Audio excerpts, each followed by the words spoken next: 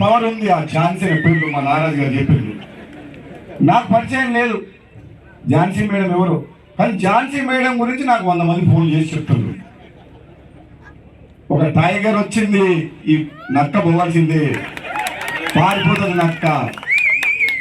అంత తక్కువ సమయంలో అంత పేరు తెచ్చుకుందంటే మామూలు మనిషి కాదు అని అనుకున్నాను. అంటే పట్టిందంటే వదలదు అని నాకు అర్థమైపోయింది. నిజంగా చాలా గొప్ప విషయం. పాలకుర్తి ప్రజలందరూ ఆమె తోడుగా నిలిచి, మన సోదరులు నాకంటే ముందు మాట్లాడిన సోదరులందరూ చెప్పినట్టు విలాసవంతమైన జీవితం అన్నీ వదిలి నీ పుట్టిన గడ్డకు నా ప్రాంతానికి సేవ చేయాలని ఎండనక వానకనక ఇల్లు కాలినడక తిరుక్కుంటా ప్రజల దగ్గరికి పోయి వాళ్ళ మనసులు గెలుచుకొని వాళ్ళ విశ్వాసం గెలుచుకొని ఈరోజు తన కోడల్ని ఎమ్మెల్యేగా గెలిపించిందంటే ఇంకా రాబోయే రోజుల్లో ఎంత ఎత్తుకెక్కుతుందో మీరు ఒకసారి ఆలోచన చేయండి. ఒకనాడు నేను ఎంపీగా ఉన్నప్పుడు సొసైటీ బిల్డింగు ఆహ్వానం ప్రకారం పోతే మా మహిళలకు వృద్ధాశ్రమం కట్టేయమని చెప్పి అడిగింటాను. అప్పుడు తెలంగాణ ఉద్యమం నడుస్తుంది, తప్పకుండా ఏదో ఒక రోజు కట్టిస్తానని చెప్పిన 3 ఎకరాల స్థలం ఉన్నది ఆ సొసైటీలని. తర్వాత ఓడిపోయిన తర్వాత కూడా నా దగ్గరకు వచ్చి అడిగితే స్టార్ట్ చేసి ఇప్పుడు కట్టించిన నేను 3 కోట్లతో అవుతుంది అనుకున్న 13 కోట్ల రూపాయలతోటి ఓల్డ్ ఏజ్ హోమ్ కట్టించిన మహిళలకు వృద్ధాశ్రమం. అది కంప్లీట్ అయింది. ఆ రోజు ఝాన్సీ గారు, ఎస్ఎస్ఎన్ గారు మహిళలు వాళ్ళు వచ్చి తప్పకుండా దాన్ని ఆశీర్వదించాలి. మీ పాలకుర్తి ప్రజలందరూ కూడా మీరు కళ్ళారా చూడాలి. ఒక అద్భుతం సృష్టించిన 3 ఎకరాల్లో 150 మంది పేద మహిళల కోసం. నిజంగా ఈరోజు ఝాన్సీ మేడం గారు ఇటువంటి కార్యక్రమం చేపడుతుంటే చాలా సంతోషం అనిపించింది. ఆమెకు ఎంతో ఉంది మనసులో ఈ పాలకుర్తి ప్రజలకు సేవ చేయాలని. ఇటువంటి సేవా కార్యక్రమాలు చేసే ఝాన్సీ మేడం గారికి, ఎస్ఎస్ఎన్ రెడ్డి గారికి, డాక్టర్ రాజేందర్ రెడ్డి గారు మన మాజీ పార్లమెంట్ సభ్యులు వివేక్ వెంకటస్వామి గారికి, ఇప్పుడు ప్రస్తుత శాసనసభ్యులు చెన్నూరు వెంకటస్వామి గారి కొడుకు, వాళ్ళిద్దరు దగ్గర స్నేహితులు డాక్టర్ గారు అంత కూడా రావద్దు నా లెక్క ప్రకారం.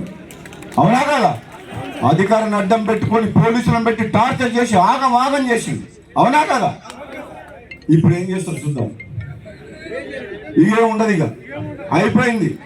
నాకు నిన్న మొన్న ఒక ఫోటో లెక్కను ఇది మీటింగ్లో బీఆర్ఎస్ పార్టీ మీటింగ్లో కనబడ్డాడు ఆయన.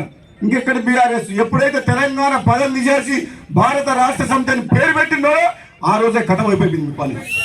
అవునా కదా? బీఆర్ఎస్ పార్టీ ఉంటుందా? తెలంగాణలో ఉండనిస్తావా? రాబోయేది వచ్చేది కూడా పేదల రాజ్యం, పేదల ప్రభుత్వం, కాంగ్రెస్ ప్రభుత్వమే వస్తుంది తప్పకుండా. అది సాధ్యమయ్యే పని కాదు. చదువుకున్న వాళ్ళకు నైపుణ్యత, వాళ్ళు చదువుకున్న దాంట్లో ట్రైనింగ్ ఇస్తే, స్కిల్ డెవలప్మెంట్, వాళ్ళ టాలెంట్ని బయటికి తీసుకొస్తే తెలంగాణలో కాదు, దేశంలో ఏ రాష్ట్రంలో అయినా సరే, ప్రపంచంలో ఏ దేశంలోకి అయినా సరే వాళ్ళు ఉద్యోగాలు సంపాదించుకొని వాళ్ళ కష్టార్జనతో వాళ్ళ కుటుంబాలు పోషించుకోగలుగుతారు. కాబట్టి రాజకీయాలకు అతీతంగా ఝాన్సీ మేడం గారు, డాక్టర్ గారు చేసే కార్యక్రమాన్ని మనందరం ఆహ్వానించాలి, సహకరించాలి. రాబోయే రోజుల్లో వారి సేవలు కూడా పెద్ద ఎత్తున జిల్లాతో పాటు రాష్ట్రంలో కూడా, ఎందుకంటే మీ అందరికి తెలుసు మనసుంటే మార్గం ఉంటుంది. ప్రజలు మన ఏమని వస్తారు. ఒక్కసారి ప్రజల్లో విశ్వాసం పెంపొందిస్తే వాళ్ళు మనల్ని వదిలిపెట్టరు, మంచోళ్ళని పోగొట్టుకోరు. ఈరోజు ఝాన్సీ మేడం గారు వచ్చిన తర్వాత పాలకుర్తి కలకల్లా ఆడుతుంది. ఇంకెక్కడికెక్కడో రమ్మంటారు, నిమిషం సమయం ఉన్నా సరే భార్యాభర్తలు డాక్టర్ గారు వాళ్ళు వచ్చిన రోజు కూడా నేను ఢిల్లీకి పోతున్నా, 2 నిమిషాలు కూడా మాట్లాడే వ్యవధి లేకుండే రావాలి. నేను ఈ సో అండ్ సో కార్యక్రమం ఇటువంటిది నా సొంతంగా మా అమ్మగారి పేరు మీద చేస్తున్నా అంటే, నాకు అటువంటి కార్యక్రమాలు అంటే రాజకీయాలకు అతీతంగా ఎవరన్నా ప్రజలకు సేవ చేస్తున్నంటే ఎక్కడ ఉన్నా వస్తా అని చెప్పడం జరిగింది. ప్రత్యేకంగా నేను ఎక్కడ ఉన్నా నా ప్రయత్నం చేస్తా. మీరు చేసే ఈ మంచి కార్యక్రమం యువత కోసం, వాళ్ళ భవిష్యత్తు కోసం, చదువుకొని నిరుద్యోగులుగా లక్షల మంది ఎన్నో ఆశలతోటి తెలంగాణ వస్తే మా బతుకులు బాగుపడతాయి, మాకు ఉద్యోగాలు వస్తాయని చెప్పి ఉద్యమంలో ప్రాణాలు కోల్పోయి ప్రాణాలు అర్పించి సమ్మెలు చేసి తెలంగాణ తెచ్చుకుంటే గత పాలకులు ప్రతి ఒక్కరిని మోసం చేసిండ్రు. నా నిరుద్యోగ తమ్ముళ్ళని మోసం చేసిండ్రు, రైతులను మోసం చేసిండ్రు, ప్రతి వారిని మోసం చేసిండ్రు. 10 ఏళ్ల పాటు వాళ్ళు తీసుకున్నమైన అనాలోచిత నిర్ణయం వల్ల మొత్తం రాష్ట్రం ఆగమై వ్యవస్థలని కుప్పకూలి ఆర్థిక సంక్షోభంలో మొత్తం ఆగమైపోయింది తెలంగాణ రాష్ట్రం.